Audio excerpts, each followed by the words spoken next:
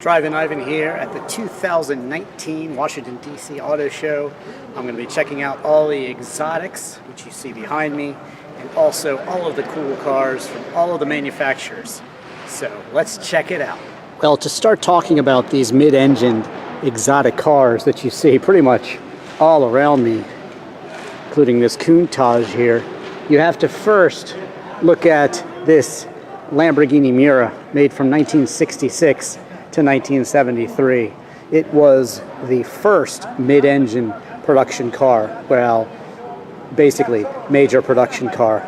And I actually have a Lotus Europa, which was built for Ford in their GT40 project, and that started in 1966 too, so that's close, but that was more of a kit car at first, the S1.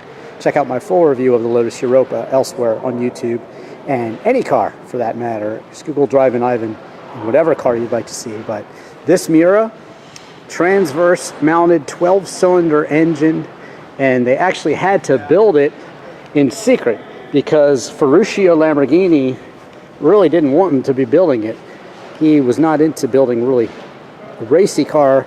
He wanted more luxury touring cars like the 60s Ferraris, you know, like the 250 and 275 Lusso and things like that. But this one was built, it was a huge success at the 66 auto show, Geneva, I believe, and then the rest is history. It became just sought after exotic that some people feel is one of, if not the best looking car from the era. This one is the Miura S, and that means, well, more power. Check out the H-gate shifter and just the classic GT Grand Touring styling from the mid-60s. This one's a bit later. And the eyelashes on the headlights there, the pop-up headlights, very, very cool. So you started with the Miura, and like I said, that lasted until 1973. And in 1974, the LP400 Countach came out. But this is not the LP400. This is the 5000. Looks like probably a quattro valve. And to me, this is the best looking of all the Countaches. Countach got its name. It's basically a local dialect in Italy that somebody saw the mock-up of it in clay, and they said, basically, Countach, which means holy crap, pretty much, in that dialect in Italian. And so that's what they called it. And this is the 5000 quattro valve. And really, it's just, if you are a Gen Xer, you certainly had a poster of this in your room. Most likely. Maybe a Porsche 930, 911 Turbo. But this was the one. I remember seeing a piece on it on 60 Minutes. And David E. Davis, the late great automotive journalist, he said, well, if someone threw you the keys to this car and said, yeah, go ahead and drive it, you might be scared. It's intimidating as hell. Most Lamborghinis are named after bulls, like the Miura, and it's almost like riding a wild bull. The windows barely open. It's got the H-gate shifter also, but basically a continuation of the Miura, but of course faster. You know, these were supposed to be 200-mile-an-hour cars. They never really were. They could get to maybe 180 or so, but just aerodynamics kept them down. I have a really nice interview with Valentino Balboni on YouTube when the Galleria Lamborghini was about to open. It was 1999, and I had met him at Pocono. I also interviewed him at Pocono for La Bella Macchina d'Italiana. Check out my video there where he's driving an early Lamborghini 400, which was that nice GT design. Really the first Lamborghini built, the 350 and 400 GTs. But this one, wow, amazing car. And Valentino Balboni, of course, was the test driver that took over from Bob Wallace. And the first car he drove was the Miura here, and then of course the Countach, and then onto the Diablo, Huracan, Aventador, all those. And it's really nice to talk to him and get his view on the cars. But he's a legend.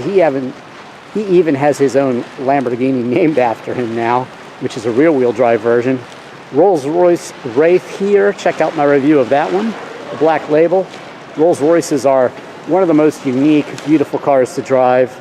It feels like butter driving it. But check out my full review of the Rolls-Royce Wraith.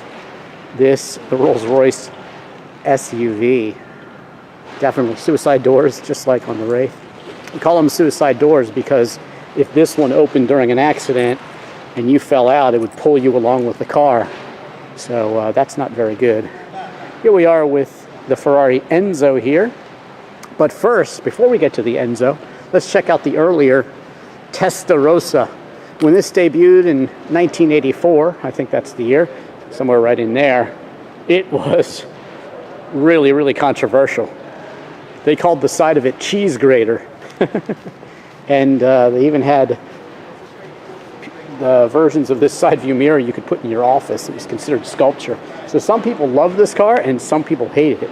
But a 12-cylinder nonetheless, 5-liter, 12-cylinder.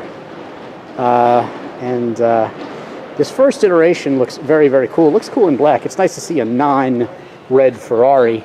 They call red Ferraris resale red. Most of them are red, like this F40 here. This is basically a race car for the street. A legend because it's the last car built when Enzo Ferrari was still alive.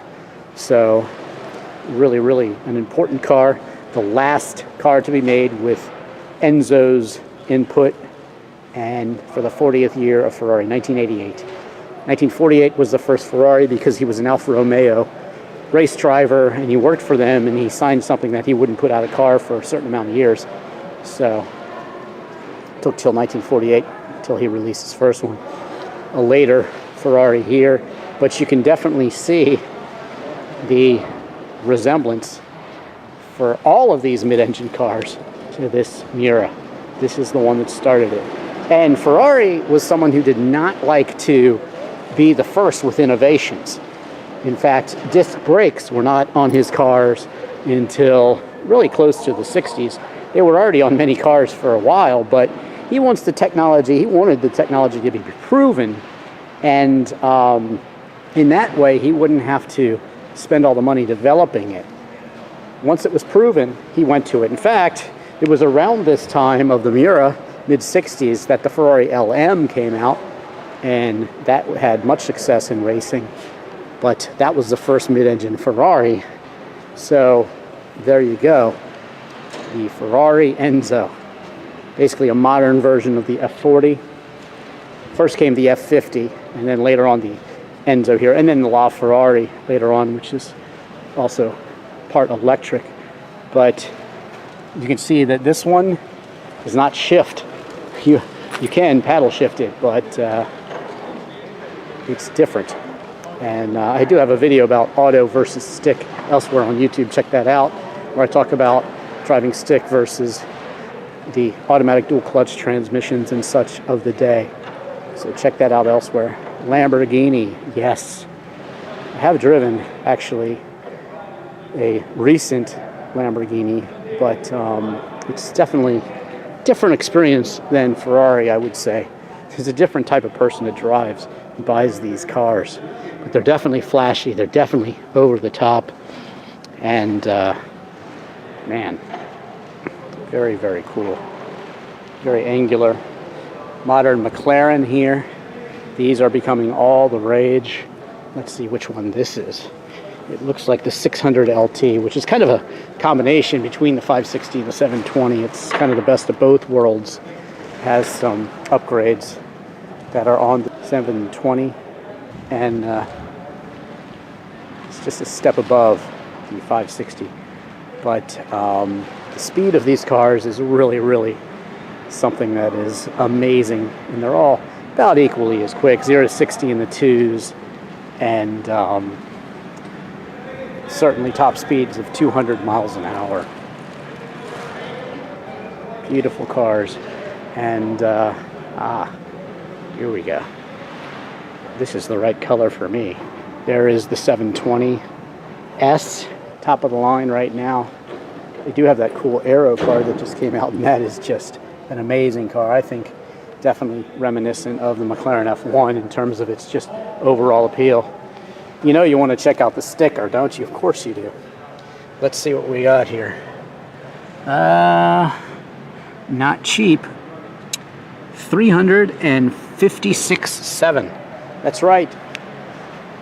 Almost $360,000. So there you go. That'll set you back a pretty penny, but if you want the latest, greatest, that's what you want. Aston Martin. This is a beauty. Front engine, Superleggera. That's Italian for super light. That means it's a racing version. And of course you've got James Bond and all that legacy. Another proper Aston Martin. Drop top. Oh yeah. And the interior on these is just exquisite. Very, very nice. Notice the stitching. Notice the emblems incorporated into the car, into the design. Very, very nice. The Bentley Bentayga. You can check out my review of the Bentley Bentayga elsewhere on YouTube. Looks like they've tricked it out a little bit. Love the B on that vent right there. So cool. This one with black interior with white stitching. And really just the finest in SUVs. Besides, of course, the Rolls-Royce. The Bentley Mulsanne. Check out my review elsewhere on YouTube of the Bentley Mulsanne Speed. An amazing car. Very big, very luxurious, but also extremely quick too. Looks to me like a resto-modded Chevelle here, but we got lights going on around here. Let's just step in and see the interior a little bit. Woo.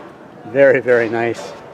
All of the modern speed and digital convenience and reliability, but also all of that beautiful styling. Wow. My first car was a Chevelle. Check out What Cars Does Drivin Ivan Drive elsewhere on YouTube, and you'll see my whole collection. Well, almost, minus a few cars. Recently, I've picked up a Lancia Delta Integrale and a Lotus Esprit. I'm not sure if those are in there or not, but check them out. And a C3 Corvette. But check that video out if you want to see what I drive. Very cool cars. This is the Art in Motion exhibit. Man, I love this. I love Zs and I love convertibles, and this one is over the top. I mean, just check it out. Kind of a burgundy purple color there. 2010 Nissan 370Z Touring Roadster. Man, and they definitely tricked this thing out, no question. Automatic. Ha! This car, as I remember, was the first one. Might have been the 350Z. Might have been the 370. I think it was a 370 that actually let you shift and downshift, and it would match revs for you. So no heel and towing. It did it for you. It's the first car to do that. So definitely might want a stick shift version of this one. Although it is a cruiser, and I'm sure with all that power and torque, you don't even need it. Audi R8. Basically what you're getting is the Lamborghini, like over there, with the mid-engined 8-cylinder and lots of custom cars here. BitcoinRodney.com. Lamborghini. I guess if you make a lot of money on Bitcoin, then you can trick out a Lamborghini. But be careful with the Bitcoin. You can definitely make a lot of money. Don't invest more than you can definitely keep into it for a year or 2 or 5 or 10. And then I think you'll see some serious gains. But I'm a car expert, not a Bitcoin expert. So let me continue on. I'm actually making a piece of art out of this one. Very cool. Looks like they're doing a flower theme for the cherry blossoms. That's pretty cool. All these are going to be painted by these artists, and that's great. Art in motion. Love these. Really, really nice cars. Great infotainment screens and very bold, very American, fast, fun. And Lexus, very cool too. Yes, 500. And they've got everything in here. Subaru. And Yet another Lamborghini over here. This is definitely a piece of art. Wow, that is beautiful. Check out the skull work on that one. Man. He definitely probably could take this off-road, but I don't think you want to because it's just so beautiful. So here we are, the Panamera GTS. Now when the Panamera was introduced, I used to have a national column. It was the National Sports Car Examiner. So when they introduced the Panamera here, I basically took to Photoshop and said, this is what they should have done to the car. And I drew this car in Photoshop, pretty much exactly as you see it here. There are definitely a lot of haters out there on the internet that are going to say things all the time, but Porsche obviously agreed with me because they went ahead and designed this Panamera GTS the same way.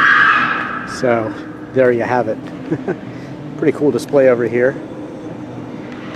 For Zag, got people flying all over the place. It's awful slick over there too. It's the I-Pace. I have reviewed a Jag SUV. Check that out elsewhere on YouTube. Any car you'd like to see, including my Porsche 928 5-speed manual, elsewhere on YouTube. But this is the descendant of the 928, and certainly Porsche built some special cars back in the day for their executives, and they pretty much did them like this. They took the 928 and stretched it. So pretty cool. But you can see my track review of the Porsche Panamera elsewhere on YouTube, including the new 911T and the Cayman GTS. This is a 718. They've gone to a 4-cylinder, kind of a spiritual successor to maybe the 914 and all of the earlier entry-level Porsches that were 4-cylinder. So don't knock it till you tried it. Definitely nice cars. Here's the 718 Boxster GTS guys here. That means it's extra quick. So coupe or convertible, Porsche has you covered.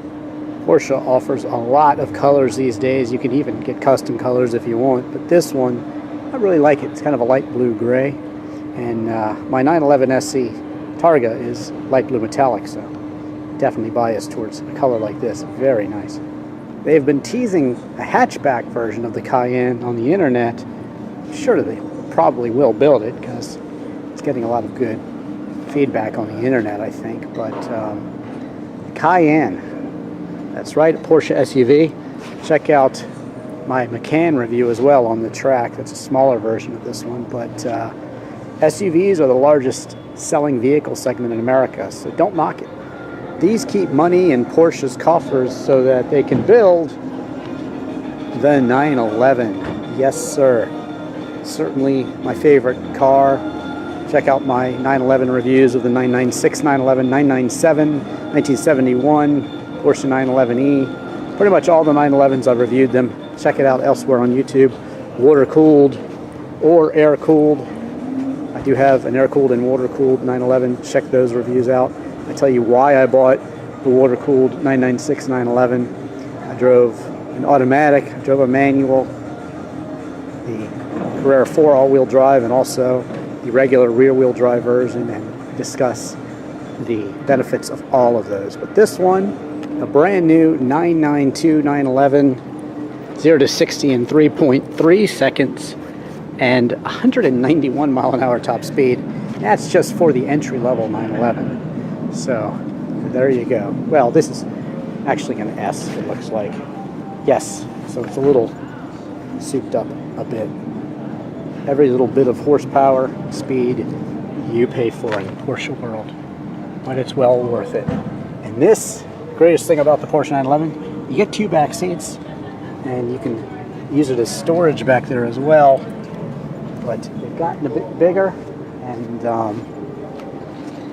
just kept up with the needs of current sports car buyers, and a 911, a legend for a good reason, and still similar to the first one, which came out in 1965 here in America. I'm definitely a big fan of the TT Roadster Audi.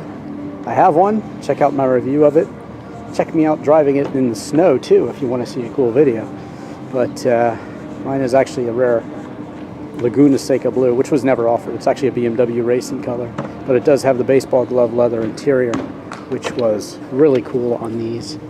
And this one, actually, I think they've got it looking a little similar to the first generation again here, and I like it. The flat bottom Audi steering wheel is certainly cool, but in terms of dimensions, this one does look more similar to the first generation, and to me, that's a great thing. Infiniti Q70, Q60, and Q50. Definitely big fan of Infiniti. Here it is in coupe version. And I actually have my Infiniti G35 again. I sold it and then bought it back. But check out my review of the G35, and it's a cool rare Caribbean blue sedan. And if you'd like it, it's actually for sale. So PM me. Derived from the LCF. LC 500 here is one fine looking coupe. Very nice job, Lexus. Looks good from any angle, and pretty much sporty, and also very luxurious as well. Here we see the Lexus Rcf. Check out my review of this one on the Monticello racecourse, where I actually do a split lap time with the regular RC 6-cylinder version to show you how much quicker this one is too. And that one had torque vectoring, which really made it a very special car. Also check out my full review of the Lexus Rcf. I love it when they bring back their old cars in new guise, and this is it, the Lincoln Continental. Check out my full review of the Lincoln Continental elsewhere on YouTube. But very cool, suicide doors, and this color is absolutely stunning. But check out the interior as well. Very opulent, very luxurious. I think one of the best interiors in the business. Certainly it's class too. The Acura Nsx Gt3 Evo here starts out at 465,000 euros. That's close to $500,000 US. I have reviewed the normal Acura NSX Hybrid. Check out my review elsewhere on YouTube. This one, wow, really over the top and quite cool. Check out the Jag F-Pace. Check out my full review elsewhere on YouTube. This one's a special edition. This one is the SVR, Special Vehicle Racing. And man, what a cool blue color. They had me right away at that. But racing seats with extra support on the sides, bolsters, and all the go quick stuff that you want in your Jag. Very cool. I have two Jags. Check out my review of my XJR Supercharged and also my X-Type Estate wagon elsewhere on YouTube. Yes, I'm definitely a fan of Jag, and yes, lots of cool Jags here today. The I-Pace, and yep, here's the latest iteration of the E-Type. Well, sort of its spiritual successor, I'd say, although it's hard to match the original. Range Rover Evoque, thoughtfully designed with help from Posh Spice, Victoria Beckham. But look at this, retractable door handles to make it easier to get in and out of. A very slick infotainment screen, and of course all the utility of your sport utility vehicle. And the color, wow, it's kind of a wet looking grayish blue, similar to Audi's TT that they introduced way back in the day. Love the color and love the style too. I was not thrilled when Honda basically copied the Prius with their Insight, but this does thrill me because this kind of brings you back to the original Insight, and it's called the Clarity, actually, fuel cell vehicle in this case, but it's got its own kind of modern futuristic look, and it's actually retro with the slight wheel cover, but shh, don't tell anybody. I still think it's cool because they make it modern and they make it cool, and of course it's helping with the environment as well, and that's good. A forward-thinking automobile with a forward-thinking shape as well, and not copying the Prius this time. Civic Si here, very cool, and here we see the Type R. Nice hot hatch, and looking good in blue too. Some serious Mercedes SUV going on right here. The G-Class Gelände wagon, and up here, this one's also a nice vintage Land Rover. Here we are, the Hyundai Veloster N Special Edition. The N is said to mean a few things, but it's also kind of like a chicane in a race course. So this is the performance model.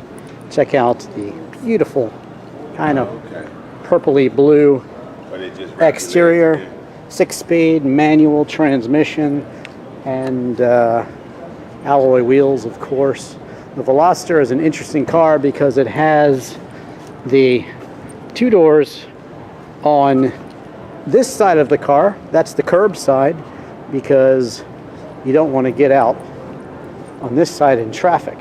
So it's got access to the rear seats, and you can check out my reviews of the Veloster elsewhere on YouTube, the turbo and the non-turbo version elsewhere on YouTube. Haven't driven this one, but I look forward to it because I do really like the Veloster. I'm a big fan. Nice that they have a convertible Beetle on the show floor.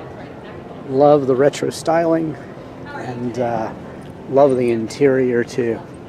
Man, really, really nice looking, and always good to let the sun shine in. I'm a big fan of convertibles.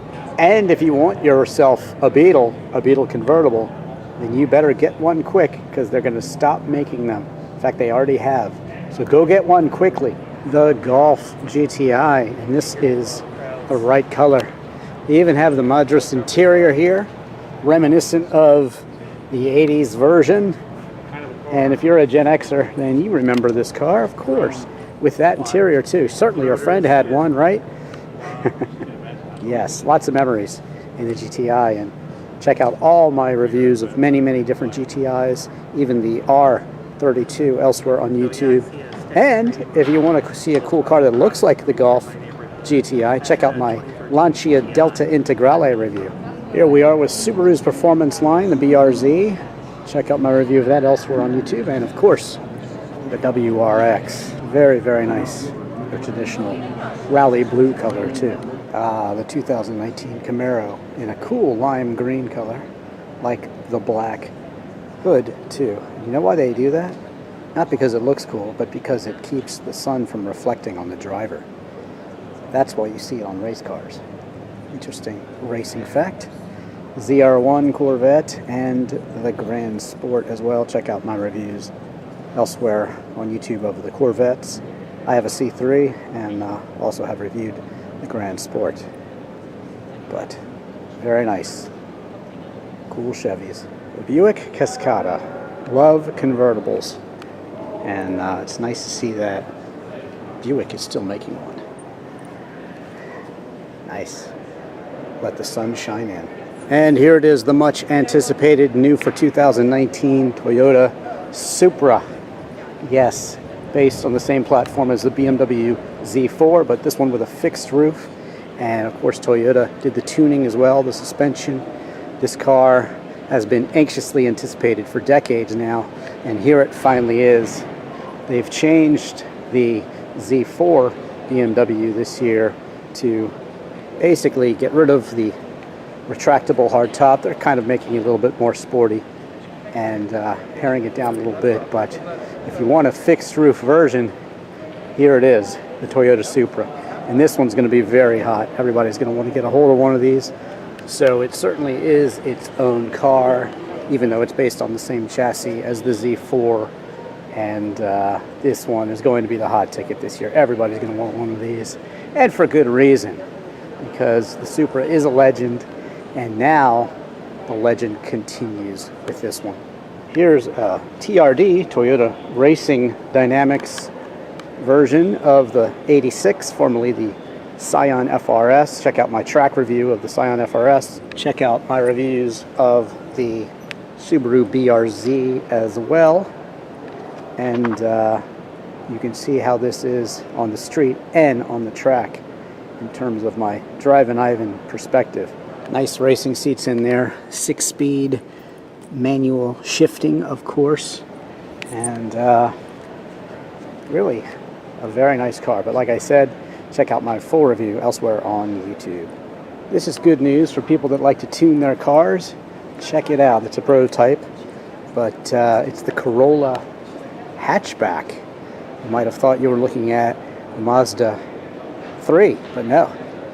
Corolla is now offered in hatchback, guys, and that's great news for people that remember classic Toyota hatchbacks from back in the day, and also for people that appreciate the Corolla and appreciate making it all their own in hatchback form.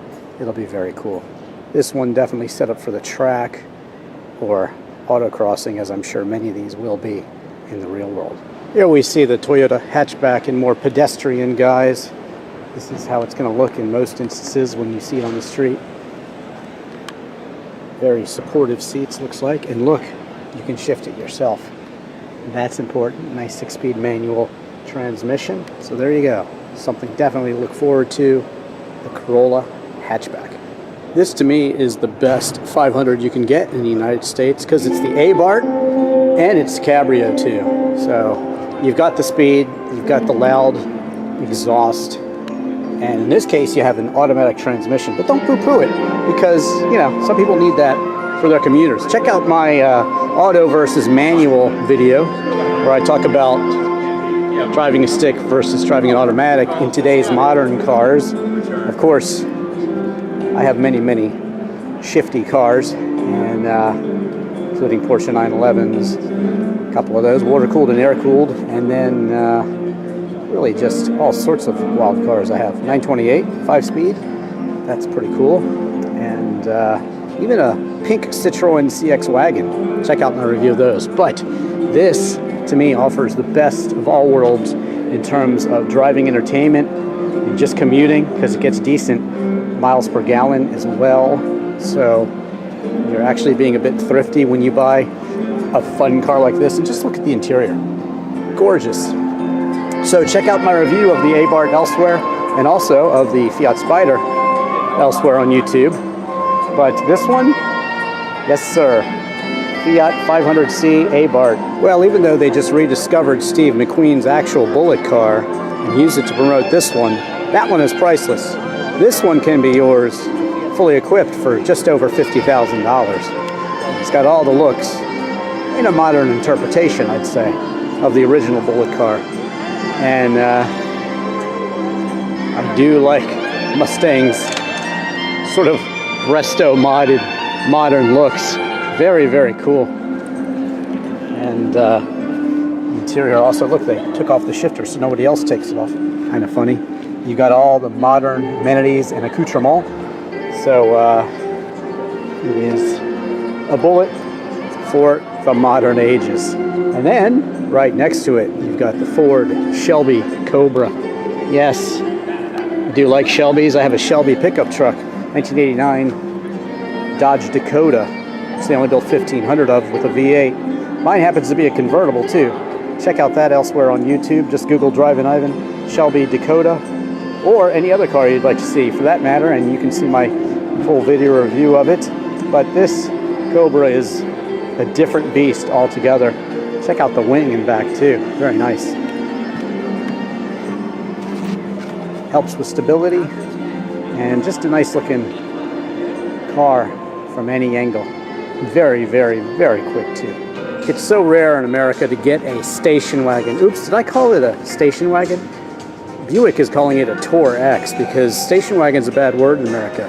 You need compact utility vehicle or sport utility vehicle, something like that. But I'm not sure why Americans have fallen out of love with the station wagon, because lower center of gravity means better handling, and this one can do everything. Check it out. Very cool, very rugged looking, and yeah, easily fit up to 5 people. You've got that beautiful Buick interior and features. I really like all the Buicks I've driven lately. Check out my Buick reviews. Just Google Drivin Ivan and Buick and you'll find them. This one is a very, very cool custom job that makes you ask, hey, what is it? I think it's beautiful. I love that combination of blue and tan, and the wing on the back. Very cool. Look, they're even tricking out a smart car here. So there you have it. The whole collection here for art in motion and exotics here at the 2019 Washington, D.C. Auto Show. Cherry blossoms are in full bloom, and it's really nice to be downtown here and checking out these exotic cars on the media press day, getting ready for the big auto show for the general public tomorrow.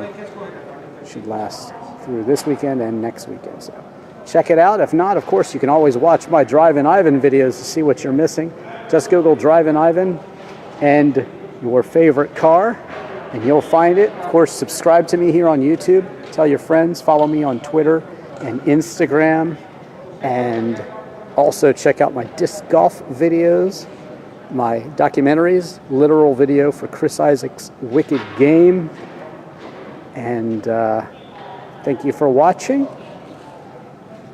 I am Drivin' Ivan.